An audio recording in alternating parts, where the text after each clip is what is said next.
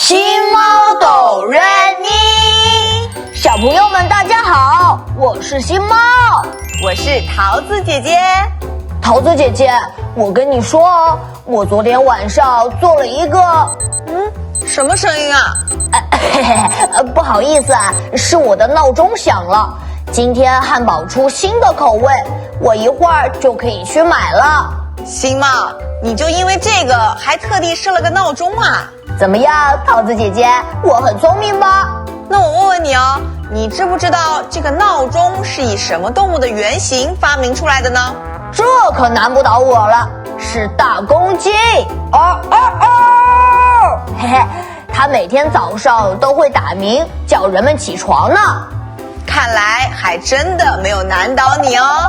要是大公鸡也叫我起床就好了，这样我就不会担心迟到了。行吗？其实除了大公鸡能叫起床以外，还有别的动物也可以帮忙叫你起床啊。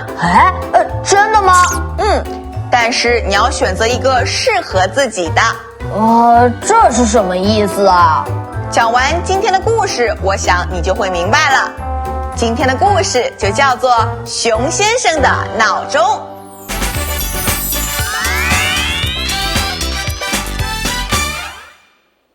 森林里住着一只熊先生，他开了一家早餐店。熊先生的早餐做得既营养又美味，所以小动物们都喜欢在熊先生的早餐店里吃早餐。熊先生每天都要早早地起床开店，于是便请了布谷鸟来当他的闹钟。早上5点钟，布谷布谷，熊先生起床，熊先生起床。美好的一天又要开始了。布谷鸟的声音又大又清楚，熊先生每天都可以准时开店。可是熊先生有一个坏习惯，他不爱打扫卫生，所以他的家里到处都是灰尘，而且穿过的脏衣服也到处乱丢，垃圾放了好几个月也不清理，家里就像是一个垃圾场。哎呀，熊先生，你家这么脏，太可怕了。于是布谷鸟常常提醒熊先生打扫房间。熊先生总是说过几天就整理，但几天后家里还是一团乱。布谷鸟在一气之下就飞走了，不再帮熊先生工作了。没有了闹钟的熊先生每天都睡过头，森林里的动物们等在早餐店前，却常常没有早餐可以吃。于是熊先生开始寻找新的闹钟。正好有只小麻雀想做这份工作。这天早上5点钟，小麻雀像布谷鸟一样叫熊先生起床。啾啾啾啾啾啾，早上5点了，早上5点了，熊先生起床，熊先生起床。麻雀的声音太小了，熊先生听不到。麻雀又努力地叫大声，熊先生还是听不到。麻雀只好扯着嗓子喊，可是还不如熊先生打呼的声音大，根本叫不醒他。等熊先生睡醒，太阳已经高高升起了。熊先生又找了声音大的闹钟。熊先生起床，熊先生起床。听着鸽子先生的叫声，他满意极了。可是没想到第二天熊先生还是迟到了，因为鸽子还要兼职送信。偏偏这天送信的位置非常的远，鸽子飞了很久才送到。再回到熊先生家叫他起床时，已经是中午12点了。熊先生又要找闹钟了，这次他找到了猫头鹰爷爷。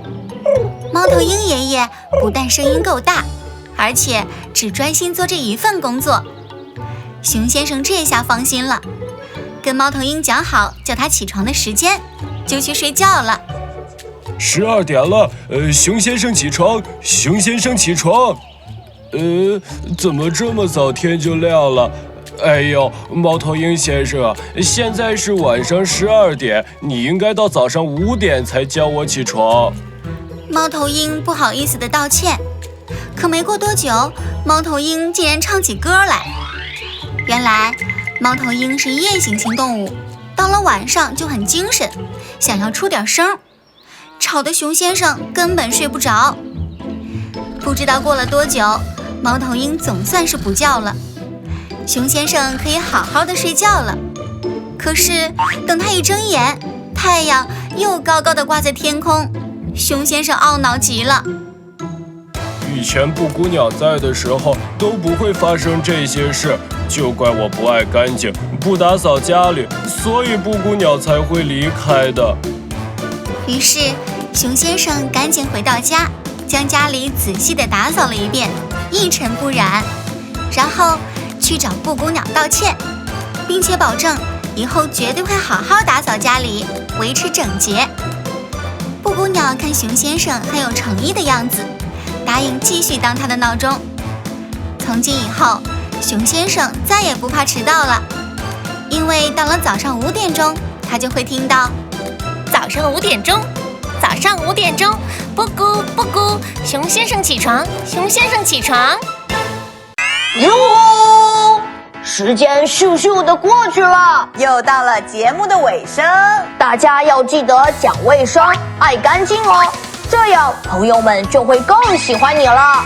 没错，玩具玩完之后也要记得收拾好哦，把房间和自己都收拾得干干净净的。小朋友们如果还想听更多有趣的故事，别忘了请爸爸妈妈关注我们哦，一定要关注哦！新猫哆瑞咪，我们下次再见，拜拜。